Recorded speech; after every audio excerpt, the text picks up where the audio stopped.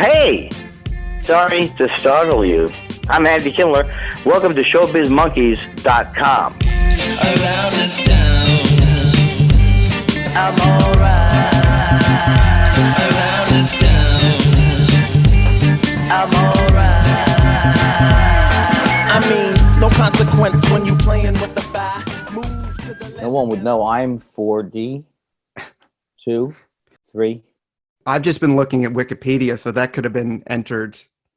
Oh, things could be entered wrong. You know, Right? They definitely are. Especially when you're 64. Uh-oh. Tomorrow I'll be 64. Oh, really? Yeah. Happy birthday. Yeah, easy for you to say, young person with your whole life ahead of you. Right? Who knows? Oh, no. I like that. Who knows? That's good. First of all, I love the album you just put out, hence the humor. Oh, I'm so happy about it. That makes me very happy. Yeah, I mean, I thought I'd get the plug in right away, but just... I'm glad you did, because I will forget. Yeah. So I'm going to beg the question that you say at the top of the album. Why suddenly an album now? Why? Because you've been at this since the 80s. So... Hey, don't say that. People don't have to hear that part of it. Well, I mean, you did say your age. Oh, Jesus Christ. We can edit this. We can edit this all out. Oh, I want it all edited out. Actually, I want to edit it in, and then I want you to turn it into a special documentary about older Asian comedians and how are they still in touch? Yeah. Do they still know their name? I mean, are they all talking about Shecky Green? Yeah. I forgot your question, though. Oh, what was my question? Now you got me. It was, why an album now? Why after? Okay, I'll tell you why. Because I suffer. I mean, some people say they don't suffer from it, but I do suffer from OCD. So for years, and then I wasn't in therapy until age 59, which was very, very old for a comedian to get into therapy. But I had a problem with finishing projects. I didn't finish things, so many things, and I didn't realize that there was medication for it. And so I taped this album in 2013. I'd never had an album before. The only thing I'd released before that was a DVD that my wife, Susan Malgin, directed, and we released it ourselves. And so I had always wanted to make an album because I was really, I love Mitch Hedberg's albums, and I love the way you can tell the progression, from the first one that has the bass line, and then he does it. So it's like, I just felt like the intimacy of not being able to see the comedian. Here's what happened. I thought if I eliminated the camera part of it, they'd think I was Mitch Hedberg. Didn't work. Nobody thinks I'm Mitch. No, so that's why I wanted to create an intimate thing. So I did it in 2013 at the UCB on Franklin in Hollywood. And then it just started to get to one of these things like, it's a whole long story, but it took years and years. And then I wanted to release it as an album physically. Yeah. And then when COVID hit, it was like I had the realization, like, just put it out there and forget about the physical album, because now the last thing I want is after a show to be meeting people with their germy CDs and their masks giving me diseases. Shaking hands and... No, never going to happen. People will only see me through plexiglass of some kind. For the rest of my life, this is as close as we're ever going to get. Oh, yeah. And I'm sure you're happy about it. So it just came out. And so because of the horrible quarantine, the one bright spot of the horrible quarantine was the world being able to digitally download my album. I'll say this because I didn't know it's been here since 2013. It's not dated in any way. Okay. Yeah. The thing is that I had included jokes because I knew that my track record wasn't so good with getting things out there. So I included future jokes. I said, "Hey, where'd you get that shirt? With Bitcoin?" Oh, I wonder how President Boehner's doing. Well, see, some of the predictions didn't work. Yeah. But I knew in 2013 that it would be delayed. Yeah, I'm very happy.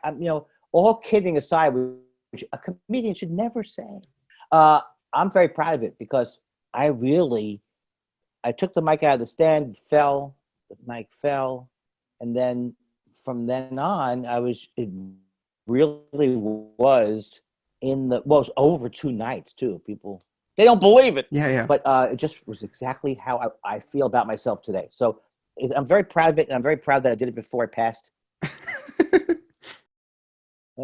Are you still there? I can barely see you. Come closer. Tell my kids I'm sorry I didn't have them. The delay is so great on the feed that you're already dead, but we're still having the conversation. That's not bad. Yeah. That is not bad. Think about it. Well, yeah, I just from listening to the album, something that's very distinct to your voice is I even though not being able to see you, I still know what exactly was going on with the mic the whole time. That's pretty cool. Because you, and stop me if I'm putting words in your mouth, but you kind of like to deconstruct the thing as it's happening. That's exactly my goal. And what the problem is if you force deconstruction because stand-up comedy is one of those things, like you can be doing it for 35 years and you can go on stage and feel like it's the first time you've done it. Well, it's not quite like that. But sometimes, you're taping, and so you start to, in the old, like when I did the DVD thing, I was much more in my head on it. So the fact that I could just kind of like relax into that style, it doesn't mean that any night you'd see me, you wouldn't see that style. But the fact that I was able to really be loose with it, and that would be defined without me talking much more about it because I'm making myself sick, but define kind of exactly what I do, which is I say the joke, I talk about if it went over, I explain to you when I wrote the joke, investigate, and I can't even remember really most of the topics on the album. I have a sheet that has them, but I forget most of the things because a lot of the things seem like throwaway lines. Not throwaway, but like in the moment lines. Do you have an actual like mission statement when you go on stage, like a thing you're trying to achieve, or is that just something you're keeping in the back of your mind? I think I go on stage every night, we used to go on stage with the same kind of approach that's always been, which is there's new material that I'm working on. So let's say I'm working on a set for something, or there's always the new things that I'm working on, and then there's always how I'm feeling right before I go on. And then I just always hope that I'll be able to go out and have it be a spontaneous thing. But then if it's not spontaneous, I'll talk about the fact that I don't feel spontaneous. Yeah. And so that's kind of like all of those things, except on really bad nights when it doesn't matter that your technique, and it doesn't matter your philosophy. There's sometimes you just don't feel like, it just isn't going to work. But mostly that style, which took many, many years. I mean, I started comedy in '84. It took me to develop it. Even if I could deconstruct off stage, I still wouldn't feel as comfortable sometimes on stage. So this was the, I hate to keep going on about it, but. No, that's what this podcast is for. Well, I feel like that was when I listened to the show, when we were going to put it out, I listened back to it. Here's what happened. I had edited the show. When it first came out, it was for Special Thing Records. And the guys at Special Thing Records said, well, these 2 nights are so different. Would you consider just releasing those 2 nights as they were? Oh. There was a time period where I thought, oh, maybe. But then I said, no, I just, it didn't seem right to me. I wanted to turn it into a show. So that's what took so long, because they could have edited it, but it was more like, I don't think I was going to let go of that part of the editing or whatever it was. So I really kind of edited the whole thing. I think now this, if anybody from a Special Thing says I'm lying, just remember, I don't lie. I misrepresent because I'm a very old man. Yeah. I think I did. I think I did all the editing myself, and when I listened back to it, I was just thrilled because thrilled without being an egomaniac. It was like, wow, I could listen to it 7 years later, and I can still feel right back at that night. Well, and I feel like you made a lot of jokes about the editing, but it did edit together seamlessly. I made so many jokes. I don't want to see this. I go, like I said, special. You're in trouble with Special Thing Records. Get me someone smaller on the phone. Yeah.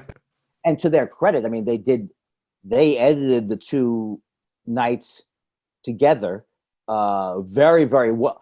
I'm very happy with how it sounds and all that, so they really did capture it. But you probably wouldn't know that it was two nights, right? I mean, you do say it at one point, Yeah. but you couldn't tell from like audio quality or a specific audience laugh or something like that. It was so great to do the album. We edited the DVD that we made, we filmed it in 2003 and we released it in 2009. And we were so limited to the cuts. And it was at a place called M-Bar, Mhm. which is a place in the 90s and 2000s. So there was a people coming, like it was like a bus station. The wait persons were coming in front of the microphone. So it was so hard to put that together. Whereas this was like, wow, I really can, as long as it sounds okay, I can do it. And then, I even say, I'll do 7 nights. I'll do 12 nights. Yeah. I'll loop it. Would you say then that your style is like 50% writing on your feet and 50% what you come with, or? I would say that the writing on my feet is stuff like get me someone smaller on the phone and all that stuff. All of that is on my feet. Some of them fit into patterns of things that I would go into anyway. I would talk about that anyway. And when I'm talking about that, which I would do with a regular set, is then I would weave stuff as it occurs to me to throw it in there. Well, first of all, I didn't plan for the mic to fall down. So all of those things, I never had said those things before. Yeah. But it's not like improv, let's say we're going to do real improv, where you're going to really do new things, because it is based on things that, every time I've been on stage, I make fun of my representation. Every time I'm on stage, I make fun of wherever I am. So, Yeah. but it just flowed so well and cut together so well. I don't know what more to say about it, except that I'm still kind of thrilled about it. Because my wife, it's like, you need a record. I need a record. I don't want to die. I'm not saying I'm dying, but say I did die. I do want a record of what I did that people can enjoy. No, that makes sense. You were talking about having OCD and getting into therapy late in life, and your podcast is even called Thought Spiral. That's right. With your deconstruction style, was there a moment where the therapy kind of had to change your act to make it healthier, where it's just once you learn to stop ruminating on certain things? I think that it helps the therapy and also Prozac. Mm-hmm. The Prozac really, really was something I needed, because it was basically untreated for so long. And I have OCD and ADD together, which a lot of people do. They go together a lot. Yeah. So for the ADD, I had been taking Adderall since I was 50, and it helped. I mean, it literally changed my life. It got me to feel a lot more comfortable and be able to focus. Because the thing is, if you look at the illness, let's say there's no model for a lot of these conditions, OCD, that fit into completely illness, and as opposed to behavior therapy and things you can change about it.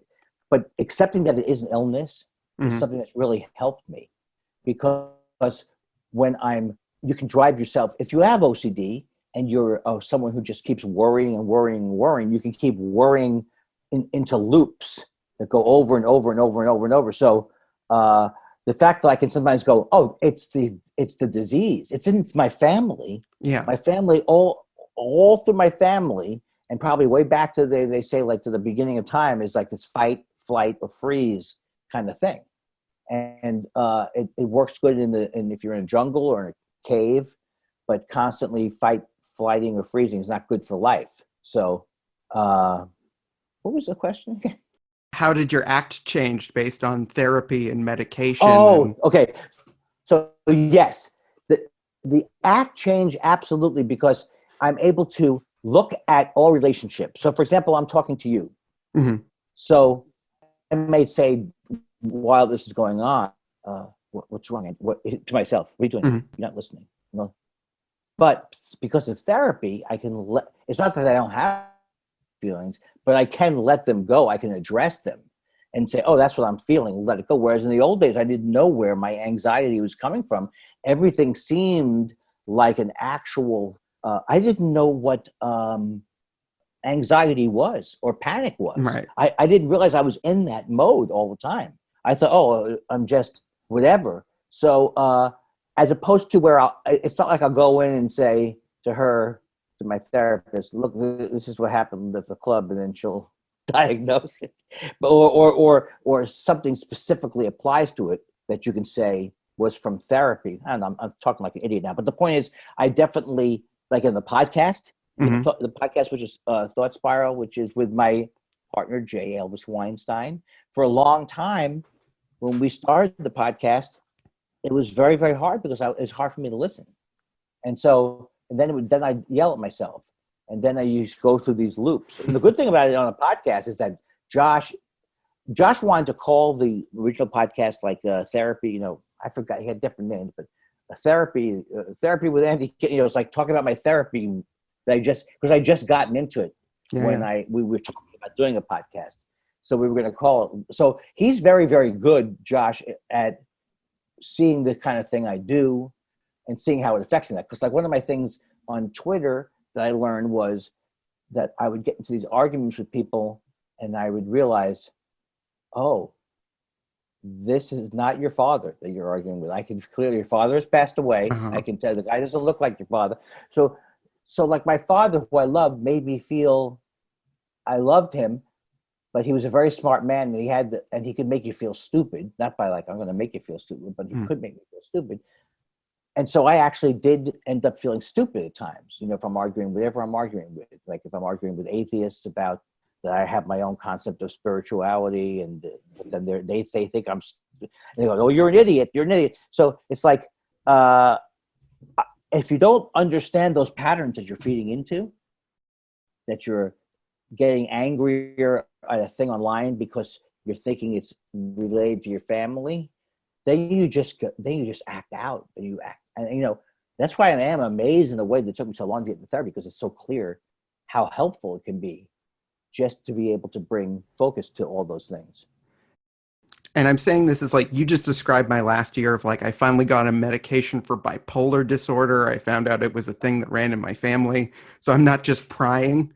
I'm curious. Wow. Well, I didn't think you were prying. Yeah. Did you find that getting on medication, you had to almost retrain your brain for creativity? No, because, and that's lucky. That is lucky, because when I started stand up, and had been doing it for like about 3 or 4 years, I went through a really, really bad time period that I didn't understand, because I didn't understand how the mechanism of OCD worked. So I would be on stage and I would say, I am now holding, no, I wouldn't say this, but in Hmm. my mind, I go, Yeah, yeah. I'm holding the microphone in my left hand. I can't stop thinking about the fact that I'm holding the microphone. Maybe I should go this way. How can this be stand-up comedy if this is what I'm thinking about in my head? And so I think if I had started to take Prozac before I developed as a comic, or as I was developing as a comic, maybe it would have been different, or I would have been more scared. Or I think any argument you make, it would have helped no matter where I was. But it definitely, at first I was scared, like, will it make me less in the moment on stage? But it doesn't make me less in the moment at all. Uh, I'm never, and when I say in the moment, I'm never, my mind is kind of stream of consciousness. Like as I'm talking to you, it's stream of consciousness. When it's on stage, it's stream of consciousness. So it didn't stop that, but it did enable me to not necessarily I think the Adderall definitely made me, even on stage, be much more comfortable and focused.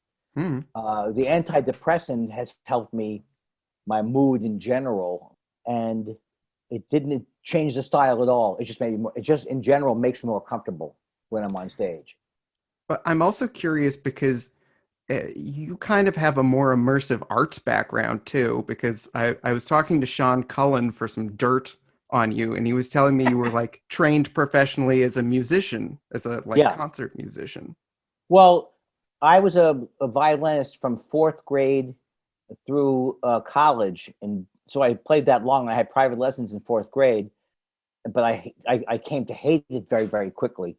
And but that's a whole other thing Oh, okay. about how I had to please my violin teacher. And but that wasn't your question. Your question was, what was it?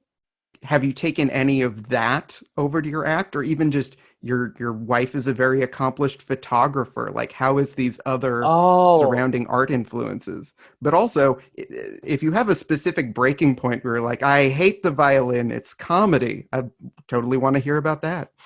oh, okay. Well, the thing about the violin was that it all became a symbol of the fact that my mom says I wanted to play it, and so I thought I did want to play it. I believe that part of it, but I very quickly learned to hate it, Mm. and and then very quickly my violin teacher became like another mother in a way, another mother figure to me, and she became disappointed in me, and I wanted to please her all the time because I had like my mom as I say on the podcast often, my mom's passed away, right? I'll take your word for it. I just want to say one more time before I start talking about her again. She will not hear this. No, my mom was very depressed when I was growing up, Mhm. and we didn't know that it wasn't us who was causing it, which is just the way depression works. Yeah. And so I was very tied into. If I told her I couldn't say to my parents, I don't want to play violin. I'll give you a perfect example. One time I woke up in the morning and my violin had cracked Mm. because it's subject to temperature changes. So if it gets cold and then it gets hot and then the heat expands, I mean the wood expands and contracts, it can break. I was convinced that I had broken it. So I didn't tell my mother, I didn't tell my violin teacher for like months. And when I finally did tell them, it was no big deal. I kind of like noticed it too. Yeah. But that's the way my whole childhood was. I couldn't say what I wanted or be honest that I didn't want to play anymore. And so it became a whole theme for my life. Then I became a musician and like a regular like guitar and wrote songs and stuff like that. And from therapy, I realized that so many of everything in my life, like when I would sing, I would be, am I a good singer? Am I not a good singer? This person doesn't like the way I sing. That person likes the way I sing. Everything I did was based on, I began to hate the singing and music before I got into comedy because I didn't realize how much I was tied into what other people thought about Yeah. it, you know? But the thing about the music thing that's interesting is that I do write when I write now. I write. So I've always written songs, but I haven't written as much recently. But when I do write, I do write funnier things. I was always afraid to be funny in music. I was even going to call myself Andrew Kindler when I was a musician, or a poet. When I was in high school, I thought if I was a poet, I would be Andrew Kindler. It's very serious. I mean, as an Andrew myself, I think Andy's way better. Yeah. I feel like I had to be an old man my whole life. I never got to be an Andy. Oh well, so you are always called Andrew, Yes. but no, Drew, not Drew though. No, I hate that. That's the one time in my life I stood up for myself. You hate it. Okay, so you have some of the same problems that I have, except different problems. Oh yeah. Yeah. Now, We're like overlapping therapy sessions right now. It's amazing. I'm having a breakthrough.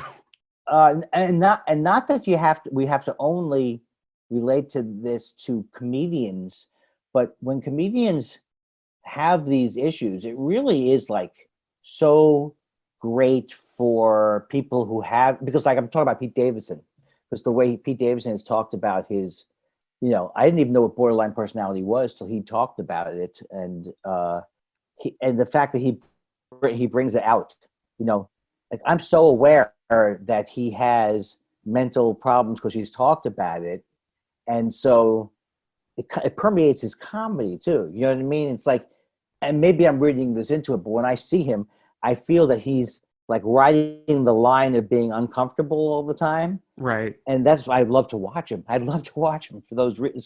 So that all this vulnerability has come from him acknowledging what he's going through. And I think, not that he did it to be a hero, but I just think whenever people talk about what they're going through, it's so important. Like I read the book. Did we talk about the book Marbles? No? Ellen Fournier. Oh, I have that on my bookshelf behind me. It's so great. Yes, that's a graphic memoir, and that's where I started. I never had heard about bipolar. I mean, I had it in my family that I knew there were things, and I knew that there were things, but I didn't know as much about it. And her book really was amazing. No, that's the first thing somebody told me to read when I got the diagnosis, and it was so incredibly helpful. Right, and you realize, okay, so like I have some things that bipolar, like some things that bipolar people have. Like I like her very much oversharing. Yeah. Like she'll overshare, or she'll, and even that thing where where she shows herself doing a poster because she's an artist, Mhm. and she was saying like she got so manic she couldn't stop doing the poster, so it started to fill in. So it was just amazing because when you hear somebody else talk about something that's similar to you, it really is a revelation. Oh yeah, no, another good one for that is Touched with Fire. It's a little bit more sciencey, but it's all about the creative inclination in bipolar disorder. Wow, who wrote that? You know what? I've got it in my bag. 1 second. Okay. Sorry, it's Touched with Fire. My apologies. And Touch with Fire. yeah, Kay Redfield Jameson is their name. Cool. It's really helped me spot my own behavior. Yes. That must be amazing, because the other thing I was going to tell you was, you know Harvey Pekar? No. Harvey Pekar wrote, he's passed away, but he wrote a great, I love graphic memoir type stuff, graphic things in general. Mhm. He wrote American Splendor, which was a famous, Yes. Okay. and they did the movie about him, with Paul, I think it was Paul Giamatti, who played him in the movie? Yeah, Paul Giamatti. Yeah.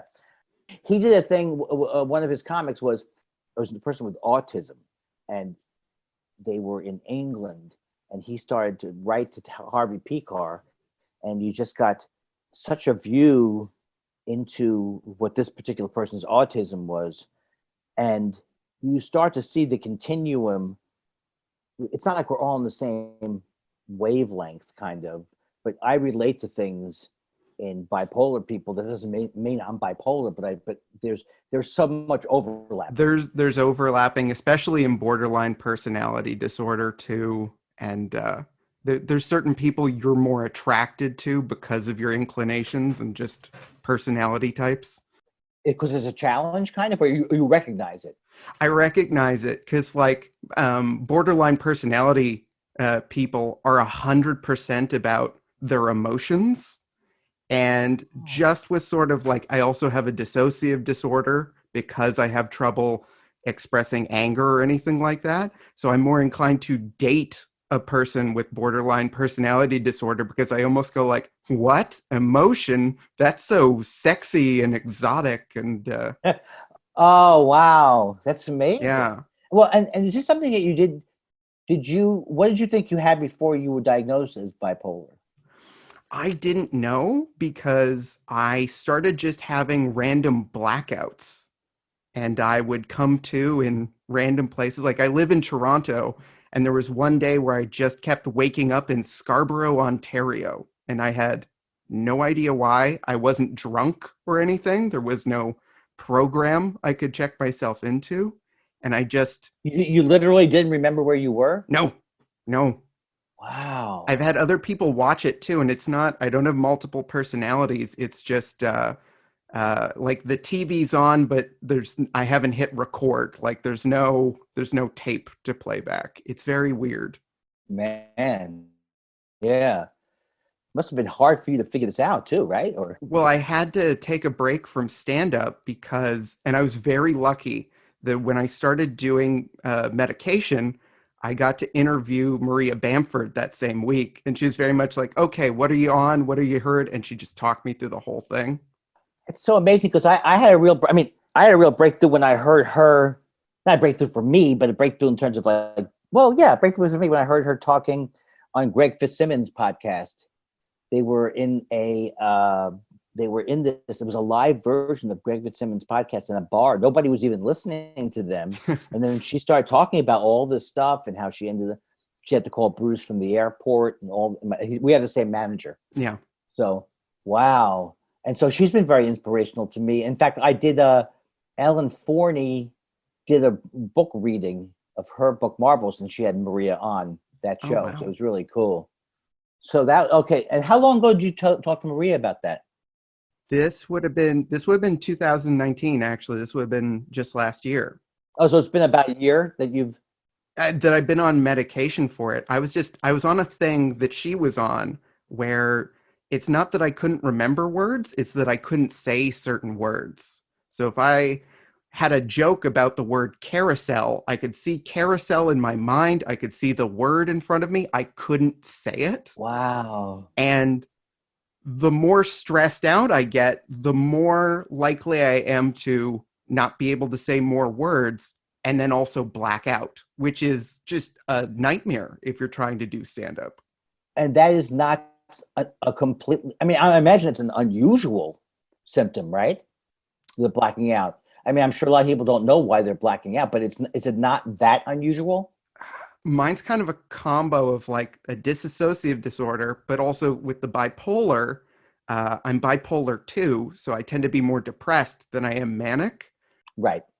I know a little bit. I'm no expert on anything, but I do know a little bit about what you're saying. Yeah. Right. So my brain just goes like, we know how to deal with him when he's depressed, but if his brain starts going too fast, we don't know what to do with that. So it just shuts down. It blacks out. Wow. Yeah. It's so interesting you said that one thing. I hate to interrupt, but the one thing when I did... No, I'm interviewing you, Andy. You can interrupt. Oh, I'm very sorry about that. But I was... I always forget... I always forget where I am. It's happened about 1 million times during this particular conversation. And I'm learning more. So I'm always think it's dementia because that's OCD. So it's easier for me to go into, do I have dementia? Do I not have dementia? Do I have dementia? But my therapist, because she's been with me 4 years, says it's obviously not dementia. You just have anxiety. So the anxiety starts to go, I can't remember your name. I can't remember what we're talking about. And it gets into that thing where you just start berating yourself about that. Now, I don't know how I got into that. I think we just got on a wonderful sidetrack. And that's the thing. Here's where I am right now. Mm-hmm. Every conversation, every time I go on stage, every part of my life is still struggling with this. I don't remember where I am. Like for this thing, I didn't know what we were going to talk about today. So what, if he wants to talk about the speech, I got to have it here. I do want to talk about the speech. Yeah. But you don't have to. But you don't. I'm not saying that as a way in. But the point is like there's preparation I do, and then there's the emotional problem, and then there's the mental problems I have. Yeah. So the mental problem I have to constantly think that there's something more to stand up I'm not doing. That when it all comes together, it will be this. That is all kind of nonsense in a way. Do you think that because of all this work, and I'm getting us back to an interview question, but I'm tying it in seamlessly, do you think that you've only really started finding your true voice now, or how long did that take you? Sort of like how George Carlin said he only found his actual voice around like 95, 96. Well, I think there's, by the way, I forgot what I was saying, which was on Letterman. My big fear all the time was that I would lose my place on TV. And Letterman, I knew early on, he doesn't love it when comics have bullet points. He wants you to know your act kind of thing. So Right. It became, he didn't say don't have bullet points, but I did end up not having the bullet point because I wanted to make him happy in a way, which was all fine. Mm-hmm. But one time I was on the show and I knew that I lost my place and I started to freak out, and I had memorized the names of the bits So one bit was about Michelangelo. One bit was, so when I get to the bit about Michelangelo, I forgot what the bit was. So it was like what you were talking about. You knew the name of the thing. I knew the name of the joke was Michelangelo, but I didn't know what the joke was. One person at the show noticed it. Most people didn't notice it, but to me, it felt like it was happening forever, you know? Right. Yeah.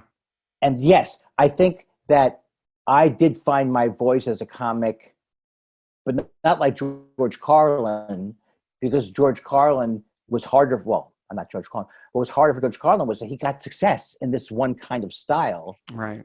So it became a very hard thing for him to do, because if you even think like Carlin's actual performance level is very kind of broad sometimes. He's like, Yeah. in fact, he was very, the story is, whether it's true or not, that he was very, very depressed when Rick Moranis did an impression of him on SCTV. He wasn't mad, but it just was like, oh my God, that's who I am. Because it was like, Rick Moranis was doing things like, when I got knocked out, I came to. Was I knocked in? Weird.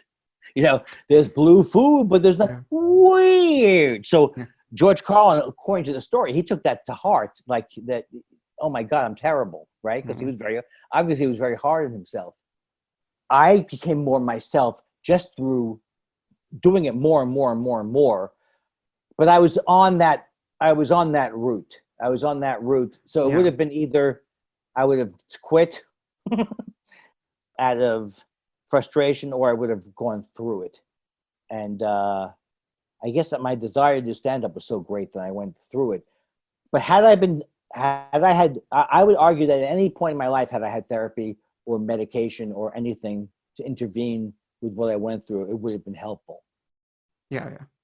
It took me a long time. That style that I did on that album would never have been, I couldn't have done it at any other point in my, I'm putting quotes on my career, because it took to be that developed and in the moment for all those things to happen. I could be in the moment when I first started, but there'd be no way. It's almost like an impossible thing. Could I have been that good when I wasn't that good? No. Yeah. You know, so it depends on what your technique is like. To me, I never wanted to be just good to make the audience happy. And if I wasn't happy, because I'd gone through that where I could Right. see how, especially in the 80s and the 90s, the crowds were like so pumped for laughter. You could work them in the comedy boom, and you could work them, and before you know it, your act is not you. Everyone always talks about the comedy boom of the 80s, but I'm almost worried, like, what was the fallout of that in the 90s? Was there a comedy recession? Oh yeah, there was a comedy implosion. I mean, I wrote an article in 1991 called "The Hacks Comics Handbook" in National Lampoon. Right. Yeah. Yeah, and so that was kind of like right when it was all going to go, when it was all going to explode and implode. So it imploded, but then it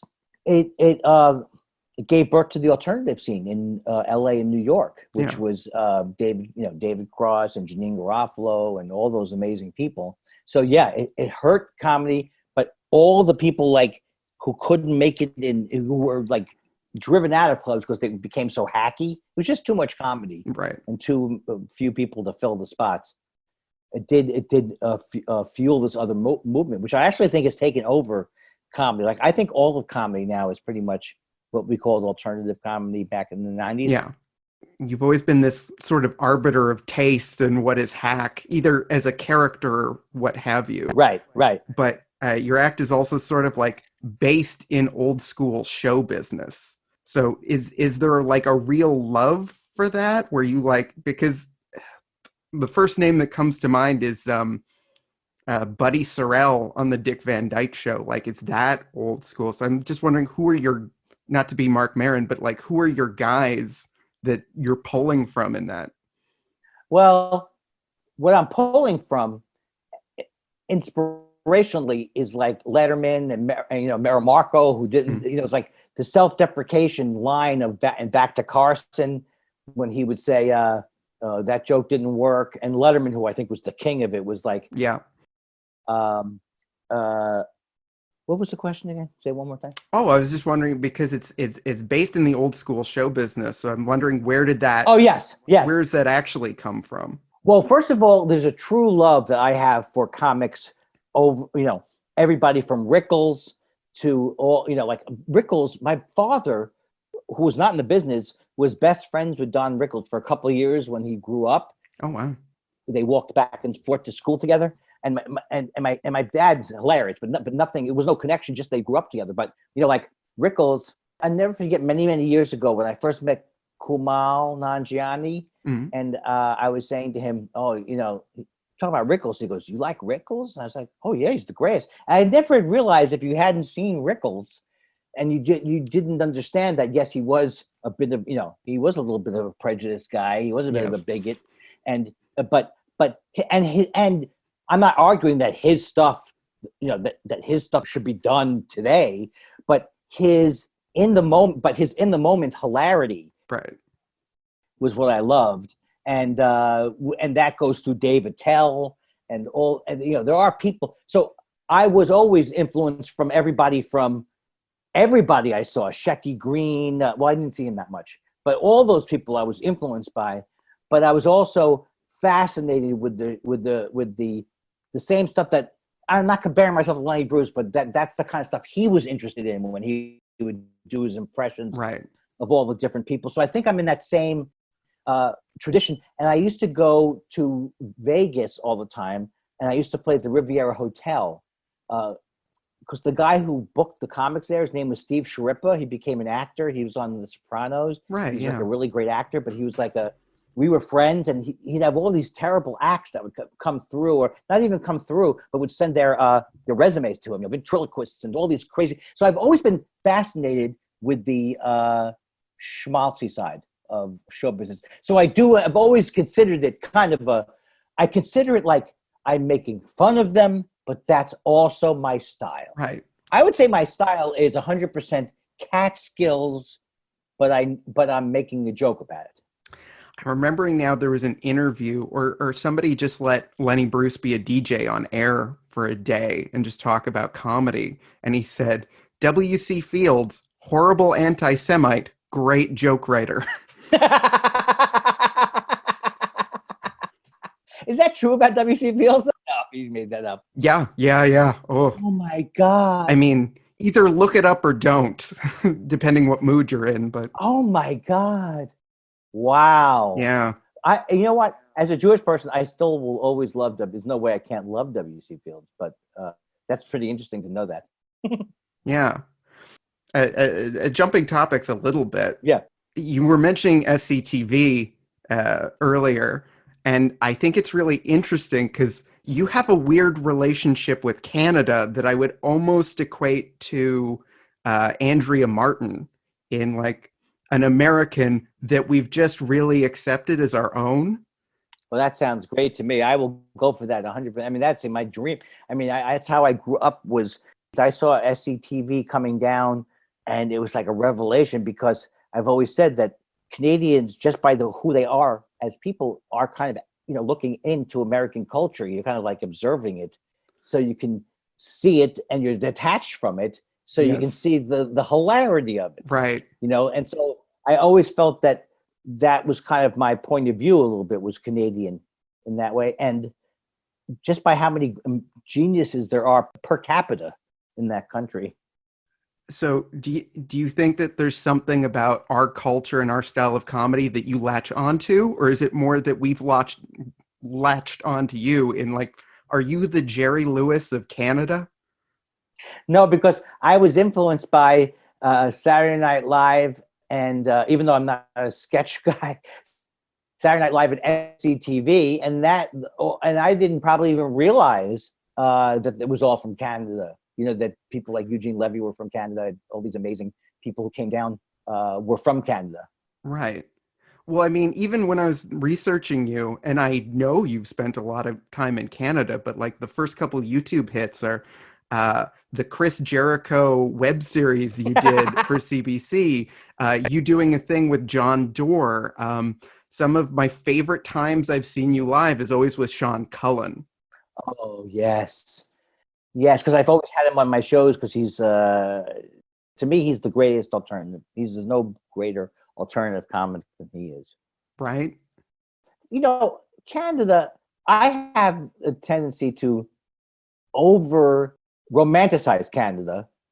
You know, like I didn't used to think there was no prejudice there, but I probably thought in every single way it's better. But obviously, when you learn about all the First Nation stuff, and I even remember going to Edmonton because I used to work. It was just I worked at these Western yuck yuck. So it's like I was fated for all this stuff to happen. You know, like it's just I don't know how it happened, but I might be living there soon if things don't work out. Although I feel more confident now. Okay. That he's going to lose, maybe. Well, I mean, clearly we'd be happy to have you. Well, you say that now. You say that now. But I just have a feeling I can't get in touch with Andrew at the airport. And Yeah. Andrew, first of all, he doesn't know me because he would know that I hate the word Andrew. If that guy, Andy Kindler. Yeah. I don't know who he is. He looks familiar to me. Yeah. I believe he's Jewish. I'm just throwing it in there. You don't have to take that and do what you want.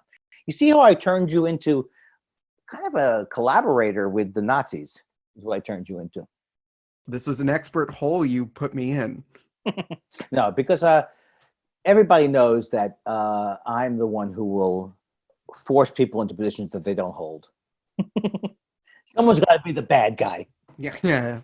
But no, it is amazing. It is amazing, and that I've been coming up there since the late '80s. You know, I've been Saskatoon, Edmonton. I've been to Medicine Hat. I've been to Swift Current. I've never been to Swift Current, but I kind of like the music. Woo! Places in British Columbia where you can smell the lumber. Yeah. So I feel as if I'm more Canadian than you are now. That's what I'm going to change places with you if I have a problem. I wouldn't fight it. On the speech, I wanted to talk about how if you ever get frustrated with show business and you realize that Otto Frank, it took him 7 to 8 pitches to sell his daughter's diary, you know. So, but at the end of the joke, I say I would never have made it there because I love coffee so much, and I wouldn't be able to. I have my grinder up there. Yeah. So, as the Germans are leaving, I would just say, "Are they gone?" What's that sound? What is that sound? Schweinhund. That's all I know is Hogan's Heroes. In my image of my life, my coffee will defeat me. All right. It will eventually be the death of me. I'm going to do a lazy Howard Cosell breakdown of how you thought the speech went. Okay, sure. So, like, first of all, 25 years ago, did you approach them about doing this? Did they approach you? Well, what I did was I had first went to Montreal in '93, and in '95 I came back and I did this, like, because of the article in the National Lampoon, I did a live presentation of how to be a hack comic. Oh, okay. So I had like Patton Oswalt and Blaine Capatch and all these people from LA who came over. We demonstrated, and it was really fun. And so the head of the festival said, "Why don't you come back next year and do some other kind of presentation?" And then my manager, Bruce, he suggested, he just came up with the name State of the Industry, and just was one of those things where it just started off. We did it in '96, and it just became one of these, like, it was an inside. It was always meant it's like an insider's, like, if you didn't know the people, like a lot of people watch this one. They like my therapist watching it. She goes, I feel bad because I don't know all those names. Right. So, like, it really was at the beginning more of an insider kind of roast almost, or yeah. It's always been kind of roast, but it just happened to be that it's like I didn't sign a 25-year contract. It was like we would do it year by year, and it just became a thing that became a tradition and moved from different hotels at the festival. It was always in the festival in a hotel convention room, and it just there were tough years, and every year in a way is tough because you never know how it's going to go. Well, I mean, how have you had to change it as the industry's changed over the 25 years? Well, I've had to change it because a lot, because early on, I would go through varieties and Hollywood Reporters, and I would find industry stories, like things that were happening in the industry, and I would do things about them at the festival. Well, it turned out nobody, I mean, at this point, nobody cares about all that inside. This person's owned by that person. Also, there's not a big rollout now of the fall shows. There is, but there's TV all year round. So I just had to change it from what's new and bad in the comedy business to just generally what's bad in the comedy business or bothering me. And then every year it would be something different. Like this year, it was about how comics like Adam Carolla and Joe Rogan, Joe Rogan turned the lowest common denominator style act. He's turned into 100 millionaire in a different field. How, it's like we used to hate bad. I apologize to Jay Leno because I used to hate bad comedy just because it was obnoxious, but now it's dangerous. So Right. Jay Leno was at least benign. yes, exactly. Just the comics in the '80s who were wondering what part of the chicken, where the McNuggets were coming from. It was annoying, but it wasn't life threatening like these people are.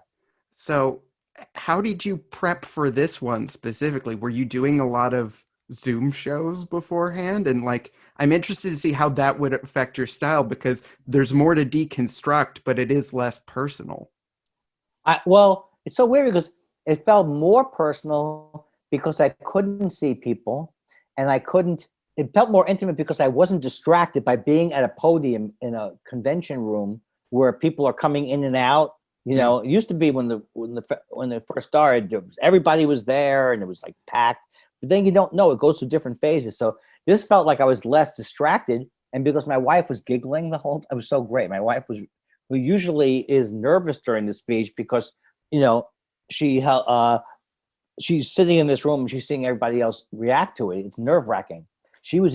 I could hear her laughing, and every time I would hear her laugh, it would cheer me up, and I'd be like, so it was really, really, it was almost impossible to prepare for, only because of my OCD problems and the fact that I'm not doing any shows. I'm not even doing any Zoom shows, really. But I had a feeling right from the beginning that it would be good, that it wouldn't be as stressful as it normally was, and it wasn't, because sometimes I'd throw up the day of the speech, and I get very nervous. In terms of going after people, you made that crack about learning Taekwondo after making fun of Adam Sandler one time. Yeah, and Joe Rogan. Yeah, that's true. Oh wow. Alan Covert, who's in those movies that he's in, he's been in. I made the joke that Alan Covert's last name refers to his career, because he's been in 80 Adam Sandler movies and nobody has any idea who he is. Yeah. So I was joking that this was what I loved about this, was that I could go after these people and they couldn't get into my bunker where it was. Because that's the thing. I was always afraid Joe Rogan, who is actually an amazing Taekwondoist and is a world-class athlete, he could kill me. But I actually did learn Taekwondo because of confrontations I had. This one with Alan Covert at the Improv, where I thought he was going to punch me. So then I thought, I can't go my whole life without learning how to defend myself. But since then, therapy cured me of my fear, because I was always a short guy and I was always scared. And I always thought I have to stand up for myself at one point, and I'm a coward for not fighting. Yeah. And then my therapist was like, you really think fighting is the answer? I said, no, it's not the answer, but I feel like I'm a coward. So as soon as I let go of that feeling like a coward, I stopped worrying about getting beaten up. Huh. It's like, go ahead. I mean, I don't say go ahead, but all of it was just the fear of it. It's like, I don't want anybody to punch me, but I was living in this Billy Jack. You've seen Billy Jack? Yes. Yeah. So I'm living in this Billy Jack world where I think eventually I'm going to have to say to some bully, when I see you pour this flour on this young girl's head, I go berserk and do that inside out axe kick right to his head. Yeah. He's 1 inch. He goes, and there's not a thing you're going to be able to do about it. He goes, really? Really? Inside out, boom. I now know that that's not the answer, right. Nor will it ever be the answer. So it really, I got a little bit of what John Lewis and the and the freedom fighters felt. I'm joking. Yeah. But the fact that you're a relation, we are nonviolent. We are not going to be violent. So in a way, we have strength by being resolute. So it totally cured me of that. I just don't think about it anymore. I mean, I'm lying because I do think that Crystalia and those guys will find out what I said. Like I said about Crystalia, I said, everybody's talking about all his personal life, but let's not forget what a horrible comic he was. Yeah. I also ended up taking Taekwondo for similar reasons, not by getting beat up by celebrities, but, just people around. It really ended up helping me with anger. Like, it was my first foray into therapy. Did you make it all the way up to black belt? Yeah, I hate to say it because it sounds like I'm bragging, but I'm a 3rd degree black belt in Taekwondo. Oh, wow. But I still feel like anybody could beat me up. Right. But yeah, I took it for like 18 years or something like that. Oh, wow. How about you? How far did you go? I made it to red belt, and then they were going to give me nunchucks, and my parents were like, no. No nunchucks. Well, it sounds like you learned it. You learned what you needed to learn. Yeah. Sure. I mean, I always do wish I was allowed to have nunchucks, but I get it. But I get it. Do you think, because I even wrote down a couple in here that you didn't mention, do you think that cancel culture is actually working at all? I always had a problem with it because I didn't like one time online I was talking about like I hate when like Don Lemon, or I just hate when it becomes a term that people use as if it's an all agreed upon. This was what happens, because I think what that ignores is a lot of what's happened the last few years is women and trans people saying, I don't like what you're saying, and I'm going to tell you you're an asshole. Yeah. And so then the comics go, whoa, what about my free speech? No, that's not free speech. You have the right to say what you want, and people have the right to tell you it sucks. So I think a lot of things that was called cancel culture was just people being confronted for the first time. I do see, like, remember that woman, she went on a plane to Africa and she made some callous joke. Oh, yeah. Yeah. So I don't like the shaming idea. I don't like the idea that all can be shamed all the time. Mm-hmm. But if you think about it, like, you remember when they went after Stephen Colbert for his, like, he had a bit about, this is my Chinese friend. Yeah. This was years ago. And they were like, oh, it's like he's being bigoted. No, that's the character. And also he had a track record. You have a track record. This guy for years has been doing this. Do you really think he's making this joke? I do think that it's an overblown thing, cancel culture. And I also believe that, yes, maybe there are cases where it gets too much. But in general, I think we're just in a new area now where people are waking up. They don't want to be the butt of everyone's jokes. And comics will have to move on, I think, to find other topics. Right. It is interesting because, like, Louis C.K. still released a special. Yeah. Everyone was mad at Dave Chappelle about all the trans stuff, and then they gave him the Mark Twain Award. That, right. It's who's really being, and I'm so shocked that Ellen being mean is sort of the one that everyone dived in on. Or just like, of everything that was happening, like, yes, let's get her for being mean. In the Me Too movement, the only person we kind of took down was a woman. Oh, my God. I didn't even think about that. We took her down. Ellen's gone. Yeah, that's so, yeah. I mean, I think she just did an apology speech a few days ago, but the thing about Ellen was that there was always kind of like the dichotomy between, or whatever the word is, between I'm the nicest person in the world, and then, but she's not the nicest person. But that's a whole other thing, because she reminds me of Leno in a lot of ways. Like, he was always afraid to show his meanness, so he kind of like hides behind the nicest person. In her case, it was like she just got so much horrible feedback from coming out being gay. I mean, it's so hard to even compare these things. I had not heard much of the Chappelle stuff. Is it really bad? Trans stuff? It's not great. Right. I mean, it's one of those things of just like, I kind of knew where he stood on it the whole time. So I'm like, I'm not surprised that he said it. Right. It's not the most shocking of the terrible things that happened this year. You know what I mean? Yeah. Yeah. Yeah. Like, I don't know if you watched Louis C.K.'s special. No, I didn't. I followed it through some guy in the New Yorker wrote a great article. Hilton Al's wrote a great article about it. Yeah. A friend of mine and I tried to like stream it so he didn't get money from it and watch it and turn Yes. it into a drinking game. And it didn't even work. I mean, you couldn't watch it? Well, no, it's just he's only doing the first half of the jokes anymore because I feel like he's just accepted that this other group of people is now his audience. Oh my God. Like before, he used to say something really dark and then make it reasonable or find a way to make it. And now he just stops at the dark thing. It feels like you're getting a lot of half jokes. Oh my God. You know what? He does, I hate to say he deserves it. He's just not a good guy. I never liked it. I was never a fan of his as a person. Yeah. But I think I always thought he was funny, but there's so much manipulation going on there. So like now the manipulation is he's got to appeal to these people he was never trying to appeal to. Right.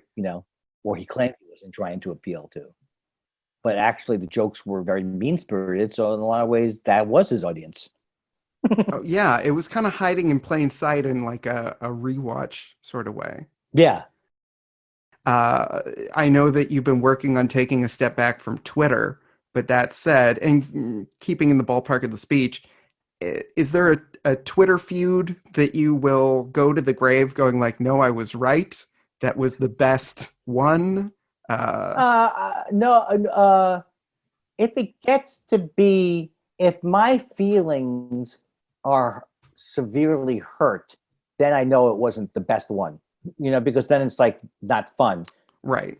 But it's like if I would say the closest it comes to that way is Ricky Gervais. I was going to ask, yeah. Because he really is just such an asshole and he's never going to get better. And he won because he did like talk about my wife and he knows how to, he's a very, very good bully. Yeah. He reprinted this. A guy who hates me did a review of me to all of his fans on Facebook. He's just he's a classic bully, classic old school bully. Oh, you look funny. You're funny looking. You're funny looking. You're too heavy. He hates people who are because of their weight. Yeah. He's got all of his thing.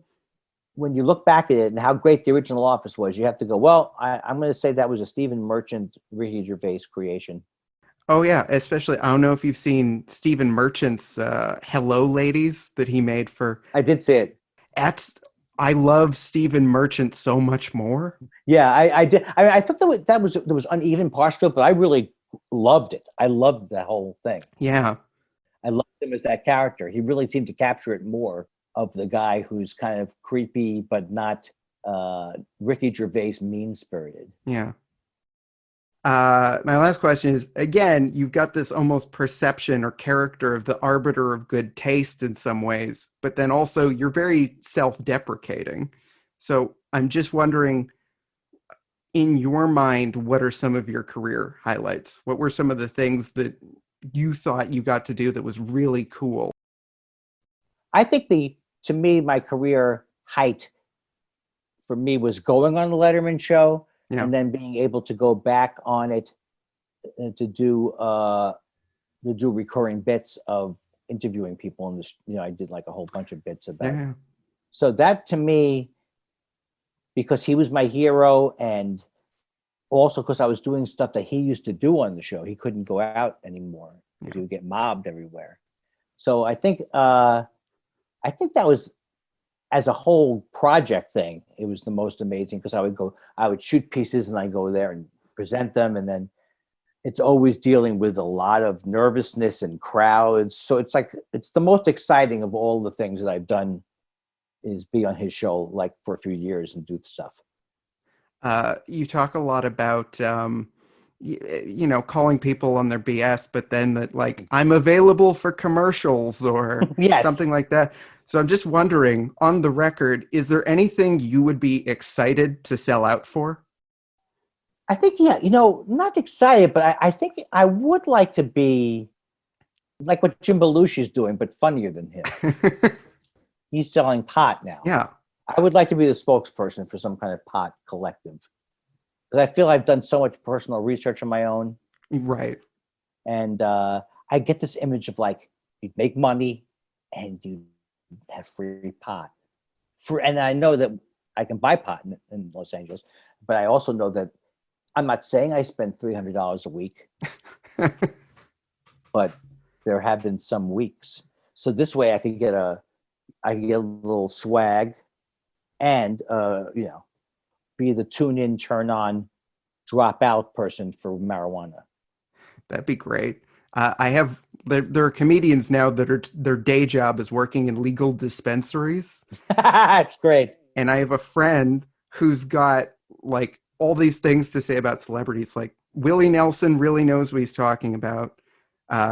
Snoop Dogg is not really attached to his company. I don't feel like he cares. But apparently Seth Rogen has started a company and he will be the secret shopper and he will come to stores in Canada and try and hide. But it's so bad because he's got a very distinct voice. Yeah. Can't hide. Yes, I'm not Seth Rogen. Yeah. But I'm here I'd like to try the Seth Rogen life weed. Yeah, he could. It's very hard. But that's exciting because that's a man who I think knows good weed. Right. Is there a particular brand of coffee that you would like to? Oh, yeah, that's a good thing. Well, there's a couple of things. Now, I do love Rob Beans. Rob makes the coffee in his garage. Oh, okay. And he roasts it in his garage, and it's excellent coffee. But I wouldn't want to. Yeah, it could be coffee. I would be like, I love a 4-barrel coffee. There's so much coffee. There's so much great coffee now. So what I'm saying to you coffee people, make me an offer. You know what I'm saying? Do you want to take your coffee to the next level? Thank you for doing this and staying so long. And this was really a pleasure. I'm so glad. I'm glad you're doing well too. That makes me happy. Oh yeah, no, it's great. This is the one awkward part of the interview. For the recording side of it to go through, you have to hang up on me. Oh. So, yeah, if you ever have any fantasy of like telling someone off or you'll never work in this town again, this is the perfect time for it. Well, I would like to actually hang up as you're starting to tell me about one of your, like something that you're talking about in therapy. So like you may say something to me like, Andy, I got to talk to you. Something like that. Andy, I really have to say something important to you. Andy, I just need to get something off my chest. What's wrong? As a child, my parents never told me I ever did anything well. Okay. They'll probably call back. It's fine.